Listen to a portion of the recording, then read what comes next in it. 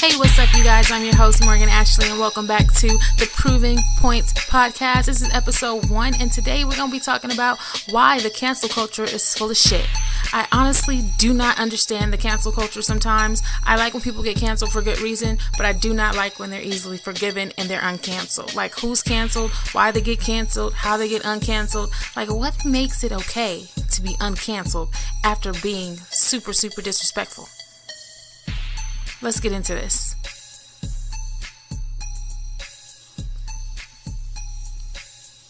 All right, y'all, here we go. So the cancel culture, it really gives me anxiety because 1 minute you're canceled and within a blink of an eye, you're back and you're officially cleared of all your canceled charges that was brought upon to you in the first place. I honestly don't get it. I don't get why people so easily forgive. I don't understand. It's something that blocks me from understanding how people easily forgives. Or it's not really the forgiveness. It's more so the going on about life, going on about the support of the person that was supposed to be canceled in the first place. You know, I don't understand the canceling time frame. Do you forgive quickly because you can't live without the content from the person that's supposed to be canceled? Or are you really that much of a fan of someone that you refuse to stand by your own principles and the respect? What warrants you, or what warrants your forgiveness, I should say, of openly racist people? What warrants your forgiveness of proven pedophiles? Because I don't get it. Now, people really do love to talk about their horoscopes and the energy and the vibrations and the frequencies and how it develops a personality trait. And if I went off of that sign alone, I would be the most forgiving person in the world. I'm a Cancer. Everybody always cracks jokes about Cancers. They're like, oh my God, they're so lovey and they're so clingy and they're so all up on you and everything. But in the blink of an eye, they hate you. You know, my sign, it tells me that I'm tenacious. It tells me that I'm loyal, emotional, and I'm very sympathetic. But it also tells me that once you cross me, there's a very, very thin line of if I will ever speak to you again, or if I'm just going to move on and just completely ignore you. You know, it's one of those things where I honestly can't be around people that give off bad vibes. I can't be around people that are negative. I can't be around people that are doing wrong to others because it does something to my spirit. I can't be that person. I'm a realist at the end of the day. I can't comfortably live my life knowing that I'm listening to the music of a pedophile. And it's not like we don't know, who's a pedophile these days. When you have proof right in front of you, it's like, how do you continue to support this person? And I think I'm going to get on that in a little bit later in this podcast about support and what people think of that, because I understand the logic of some people. I still don't respect their logic, but I understand it, But I can't comfortably support these so-called beauty influencers who on more than one occasion are very disrespectful to the women that look just like me. To go further into the beauty influencer world, I can't comfortably support the companies either that collab with these racist influencers after knowing and hearing, just like the rest of the world, that they're toxic. I can't sit and watch my once favorite television shows knowing that an icon has taken advantage of women. I mean, it's so weird how people can still say, well, it happened. Move on.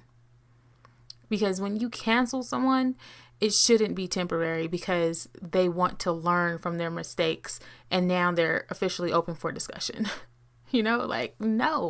What do you mean you're open for discussion? That is one of the most irritating forms of apology, in my opinion. When a racist person gets caught being racist and it just goes into this viral thing across the internet, and now all of a sudden they become the most teachable people on this planet. They become so damn apologetic that it's kind of laughable. It's not my job to teach you how not to be racist. It's not me that you need to seek forgiveness from. And just to be clear on this word forgiveness before it gets taken out of context, yes, I forgive everyone. I honestly hold no grudges against people because that would do something to me. Holding a grudge against somebody, I would be very sick and stressed out if I held grudges on everybody that I've come across that are just pure evil. So it's when I say forgiveness, I honestly mean I can't support you No longer can I give you my energy. I can't do it. My only job after being disrespected, seeing someone else be disrespected in a way that not only affects me, but it affects an entire community. My only job is to blatantly stop connections to you. I remove all connections to you. This will not be temporary with me. I don't temporarily cancel people. Okay?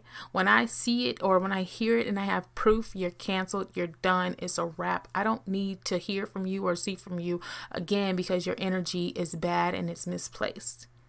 Even after an apology, I cannot rock with you because that apology is not genuine. Usually apologies, you're apologizing because you fucked up. It's a whole process, you guys, before you speak. It's literally an entire process before you react to something. You have to first think, right? You have to think about what you're going to say. I know what I'm doing right now. I'm recording this podcast and I'm honestly thinking as I speak because I know that I have to record a podcast. I have to stay on topic. I have to do all these things. There's a process before you react. So you have to think first. And after you think, if you're on social media, when you get caught on social media, after you think about what you're going to say, you have to find a picture to post. That's another step, finding a picture. Once you find that picture, you have to find a caption. You have to figure out what the caption is. Once you find that caption, you have to type it out. Okay, you have to literally type it out. People are so dumb. You have to type it out. And then once you're typing it out, you're proofreading it as well. So you actually see what you're writing. And then after you do all those beautiful things, you then press send to post it. Okay. That alone is a very thoughtful process. You have thought about everything along the way. Okay. On Twitter, when people dig up these old tweets, it's like, yeah, you thought about that when you wrote it. I get the ones that are young, like super young, like, you know, the super, like, what are you, like teens and stuff. I get those ones. I understand. Do I accept their apology? Probably not, but I do get it. It's worse in the form of an adult, to be honest. To me, when an adult is caught doing something like that, it's horrible because you're an adult. You have no more excuses, okay? You have no more excuses. All that is a full, thoughtful process. I need to calm down for a second. This is irritating. It's so irritating to talk about, but I need to talk about it because I have to go into more detail about what this is. The cancel culture is so full of shit. It's bothering me. Let's take a little music break real quick. All right, y'all. You are now listening to the Proving Points podcast. Okay, you guys, I'm back from that short little break. I just want to get back on topic really quickly and really briefly discuss why cancellation is happening and why people are all of a sudden forgetting that those people were canceled to begin with. I'm just going to talk about a few examples from the fashion industry, from the music industry, from the television industry, that's just like media in general. I'm just being more specific. And, just the whole social media community when it comes down to influencers being complete assholes. So first, I'm just going to start with television. The obvious person that you can really go to is Bill Cosby, of course. Now, he's like America's favorite television father. Okay. Now, yes, I grew up watching the Cosbys. I look literally like Rudy.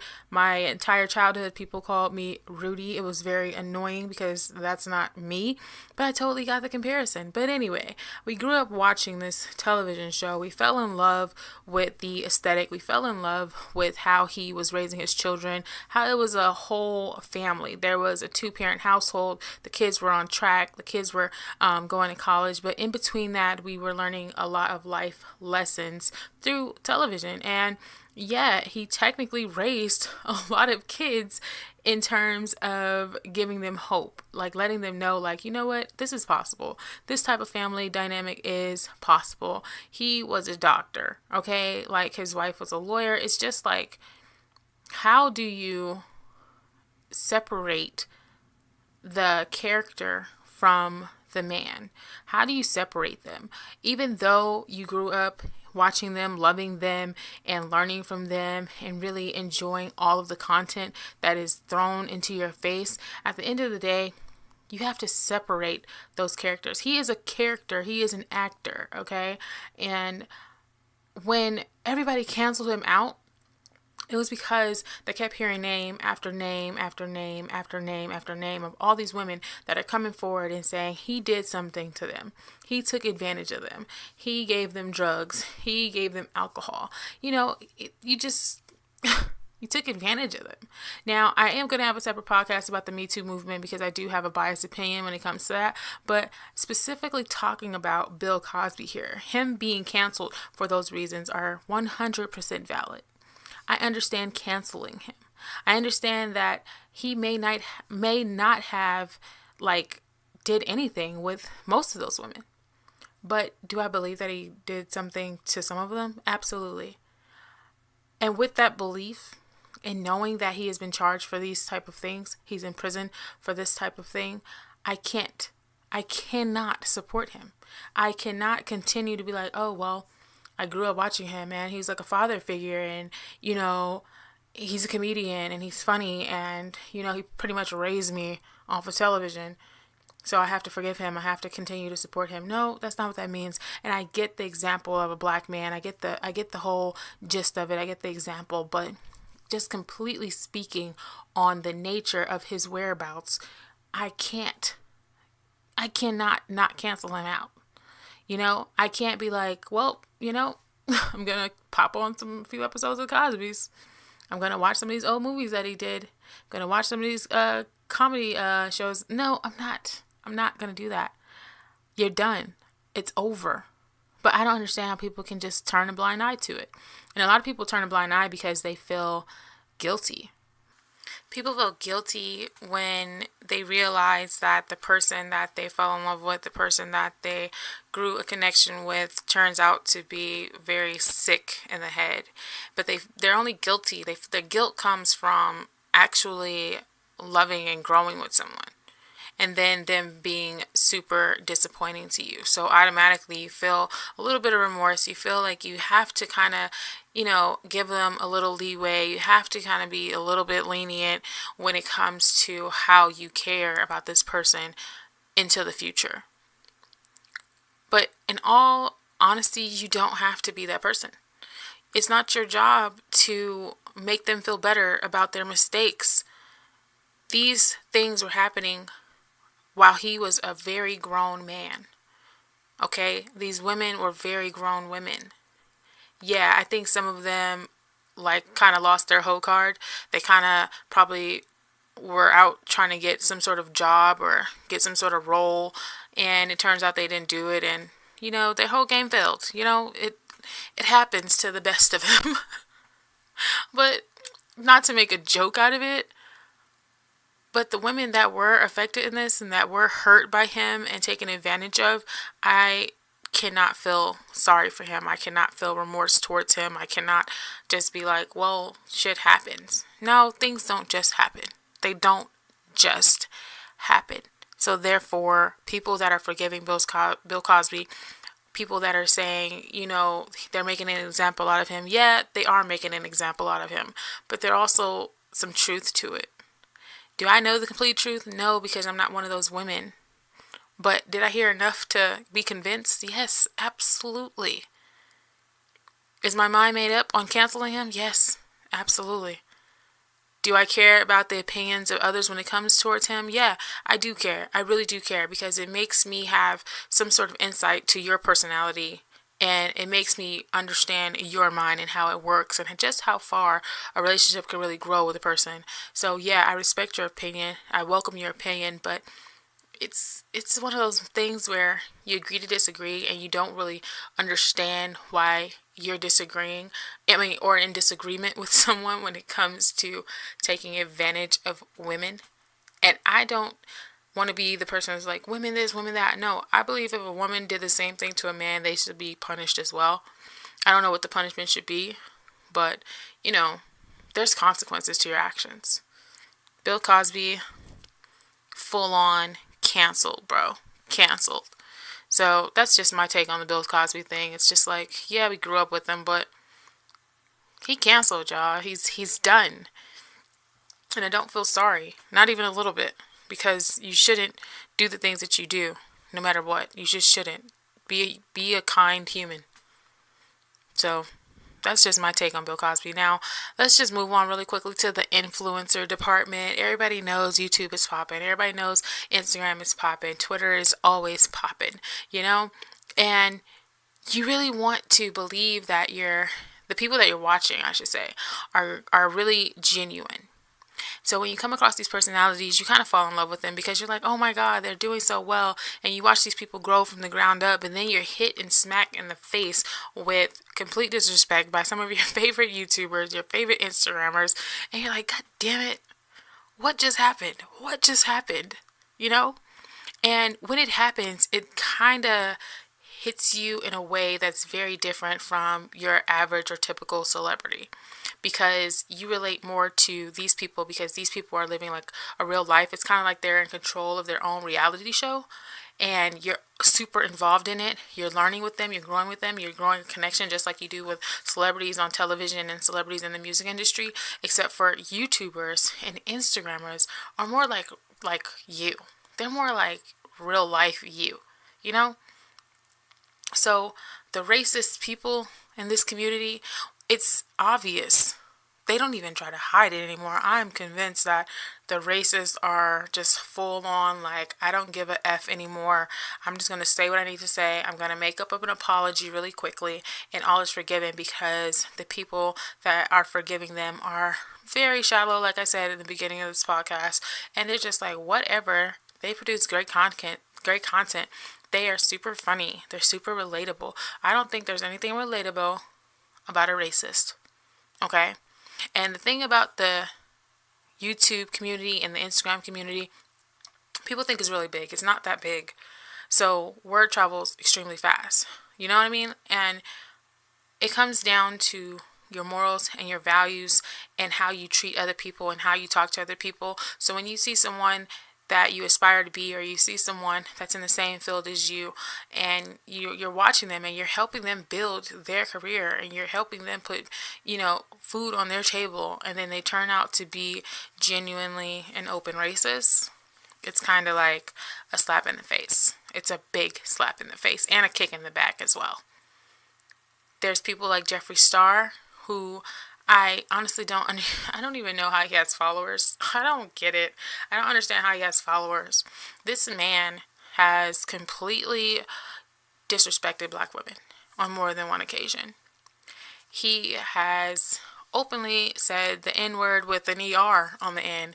The ER, okay? ER on the end of the N-word. He has openly said it. He has called black women rats. He has called black women gorillas. He has said hashtag deceased after the end of a racist rant after calling women rats. I don't understand his following. You could be the world's best makeup artist. You could be the face of anything. But when you are disgusting on the inside, it ruins you. It instantly ruins you. And it's sad because I think people have adapted to the fact that they want to be like these people so much that they kind of lose themselves in trying to be like these people. So they disregard their actions, and they replace their actions with more and more love, more and more encouragement, because they're trying to teach them how to unteach themselves their negative things, their negative ways.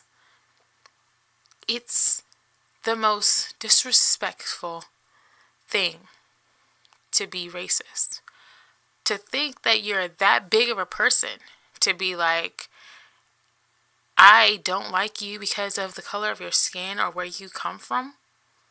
What? Are you serious? That's insane. When you talk like us, when you adapt to our culture and you use our influence, and then you turn it around and turn it into something nasty and something degrading because of what? There's no excuse. There's absolutely no excuse. And it's not just Jeffree Star. I think his whole little crew is racist. Like, he has like a little crew that kind of morphed from him. And they're all the same. Because I'm one of those people where I'm like, you are exactly like the people you attract. Like, you attract the same vibes. So if you get along with somebody, it's for a good reason usually, you know? And it's one of those things where it's like, damn, a lot of shit unfolded, and it turns out that it's a crew of racists. It's a crew. It's like, you guys, like, did you guys grow up together? Were you taught this? How does this work? How is this effective? How do you guys sleep at night? I don't get it. And like I said, it's not just Jeffree Star. Jeffree Star is just one of the biggest assholes on the internet. I don't understand his following. I don't understand the people that keep on following him. I don't understand the businesses that he collaborates with. I don't understand how he is still able to put out content and have no consequences from it. And the consequences only come when you're truly canceled. And that's why I say the cancel culture is full of shit, because the cancel culture's minds only last for like a few weeks at a time. It's like, okay, let's cancel them out. The people that are getting canceled, they stay quiet for a little bit and they relax for a little bit. And then they're like, okay, it's died down. It's moved on to someone else. Let me start putting out more content. And then they're no longer canceled. And people are like, well, girl, that's last week's news. But he just called you all kinds of names. And he probably wasn't talking to you directly, but he talked to the person that looks like you. And that's enough for me. You know, James Charles, the same thing. How?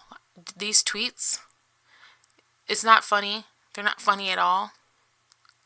Who else? I can go on and on about the racist YouTubers. It's ridiculous. It's just sad. So that's just a prime example of a YouTuber and always being forgiven. And that happens a lot in the YouTube community. And it's because the fan base of YouTubers are kind of like squads now, and it's really cliquish, and it's really just nasty. It's just nasty. The vibe is gross when you get on there, because it's like, god damn, like, I don't even want to see these people pop up on my timeline, you know? And it's just sad. It's sad. That's all I'm going to say about that. That's how short of a time frame you have for when you're canceled. It's like the time frame, I honestly think it's like 5 weeks, 5 or 6 weeks, and then you're uncanceled. You're uncanceled because they moved on to the next cancellation. It sucks. And it's like, how do you support these people?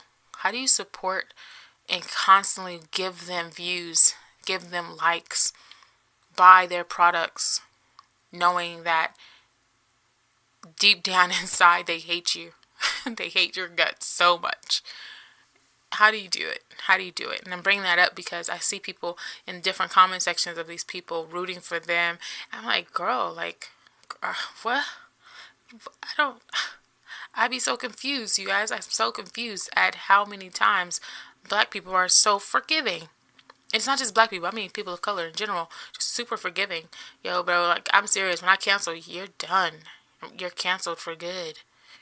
It sucks. Moving on to another cancellation. How about Gucci? It's like, I think T.I. said, give it a few weeks or something. And then he kind of stuck with it. So now they're like officially canceled. Oh my God. The design industry, I'm in the design industry. So the design industry is a bit much the same as the social media industry when it comes to a process in which you put out content. So when you put out the racist clothing, the racial clothing that really, really, really degrades a community and an entire culture, it's intentional. There's a process in fashion.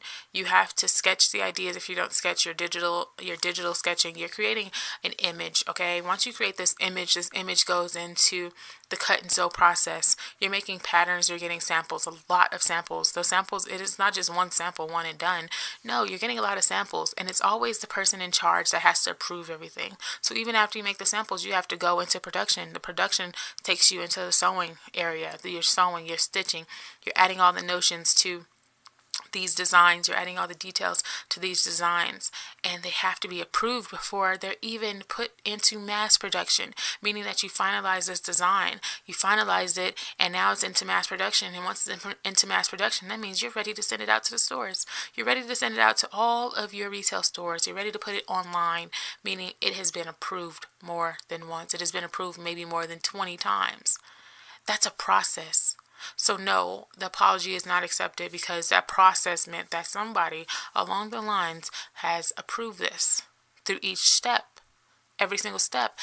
And the fact that it goes through steps bothers me, because that means you approved it at the beginning stages. You approved this before you even had fabric for this. So I don't understand. So when you cancel out fashion, completely cancel them out, because it's a huge process. Gucci canceled, Prada canceled. Who else? Was it North Face? I think it's North Face. All you guys are canceled. You don't accidentally put out very degrading, racist memorabilia on your clothing and think that's okay. How? I just don't get it. How? It's intentional. It's so intentional. It's ridiculous. So I just want people to understand this is a process, and there's a machine in your brain that tells you how to do things. You don't just black out and then be like, oh, let's throw on, the blackface on our costume. You don't black out and that happens. If you think about this, you have to go through an entire process before you even reach the public's eye. It's sad. People are intentionally assholes, and that's what's scary about the future, is that it's getting worse and worse and worse. And I know time repeats itself, but it shouldn't have to repeat itself in the form of hatred. We've come a long way, but we're also traveling backwards, and that's scary as hell. And this is why, again, the cancel culture is full of shit. You be like, well, I like Gucci. Gucci fly. Yeah, but Gucci don't rock with you. Gucci don't make clothes for you. Gucci just, put blackface on their clothing. How about that? They're still forgiven though, right? Because it's Gucci. You're so attached to these designer labels that you forget that these designer labels don't design for you. They don't design for us. They use us and they piggyback off of our culture, but they do not design for us. And that's a problem. And that's one reason that they should be canceled altogether. Support your local designers. Support your friends that are designers. Make your friends big name designers. Make your friends household names. It's possible. Because there's no rule that says you can only support the biggest designers. There's no rule. There's no rule to that. It sucks and it's sad and it's scary. Moving right along to R.Kelly. I don't even like talking about R.Kelly. And to be completely transparent, I don't really listen to R.Kelly's music like that anyway. I haven't listened to his music like that in a very long time. I mean, yeah, I had all the CDs because naturally that's what you do when you're younger. You buy the hottest music out. And R.Kelly was a very hot artist, He hit after hit after hit. The man is talented. You cannot take away his talent whatsoever, but you can take away your support. Listening to his music today seems gross. It seems like once you know someone's a pedophile, once you know someone's creeping on children, once you know these stories are coming out, you just can't ignore it. And it's like every time you hear his music, you're like, oh my God, he's disgusting. Oh my God, how could he? Do I believe every story that comes out is truthful? No, I don't. I think people have motives. I think people go after people that feel like an easy target, especially after the first target comes out. The first person comes out and says something negative. I feel like a lot of people hop on the bandwagon and they just run with it, and it kind of ruins the reputation of certain people. But when you have proof in front of you, it's kind of hard to ignore. And when you ignore it, that just means like you're accepting the fact that he did these things. You're accepting the fact that this is his life. Whether it was years ago or whether it was today, he did it. And it's gross and it's disgusting. So yeah, you can cancel people out. How do you listen to someone knowing that you know what has happened in his life? How do you do that? Why are people so connected to these people that they don't know? I know people that ride harder for these people, these public figures, more than they ride for their own family. And it's gross and it's ridiculous. How do you even sleep at night knowing that you support these type of people, this type of evil. You're like, well, whatever, he makes good music, whatever. Yeah, whatever, until he's creeping on your child. Whatever till he's creeping on your niece or nephew. Now, God forbid that happens to anyone ever again, but even if he's not doing it today, he did it and everybody knows of it. You know, like, how do you move on from that? How do you move on from that? People that can move on that easily frighten me. I'm just like, they're all in with whatever. I can't be that whatever type of person. It's not in me, and it's just not right. So yeah, you can cancel out people that you've grown to love. It's very easy and it's very simple. You just stop supporting them. You stop supporting their movements. You stop supporting their actions, and that's what really hurts them. Whether they get jail time or not, what hurts them the most is losing that fan base, because they built their career off of a fan base. Once you lose your fan base, you're losing that revenue. You're losing all of the finances that are coming in, because nobody's supporting it anymore, and that's how it should be. You should lose the fan base that built you because you are living a complete separate private life of filth. It's disgusting. So that's pretty much all I had to say about the cancel culture. The cancel culture is completely going to go into another topic of the Me Too movement on a separate episode for the Proving Points podcast. But I just wanted to say, like, you know, when you cancel somebody out, guys, you should really just go all in and go for it, because at the end of the day, when you change your mind and you switch up, it becomes a thing. And the thing is the switch up. And everybody knows of the switch up, and everybody knows you're creating this timeline of how long you can stay mad at somebody, how long you can be like, okay, I still don't like him or her. Don't be so easily forgiven when you have facts and when you have proof and when you have the knowledge to understand that it's not okay to be that type of person. You can't possibly be comfortable with that. Don't be so trendy to where you cannot make up your own mind and go with your own emotions and your own gut feeling of who you should and should not rock with. This is ridiculous. The cancel culture is full of shit. The cancel culture is full of shit. And I hope and pray that one day, as we cancel people out, that we stick to it. That we really stick to it. Because they'll cancel y'all out in a minute. Okay? It's a completely different world. Let's mean what we say and say what we mean. Thank you so much for tuning in to episode 1 of the Proving Point podcast, of talking about why the cancel culture is full of shit. I am your host, Morgan Ashley, and I will catch you guys on the next episode. Peace and love. You are now listening to the Proving Points podcast.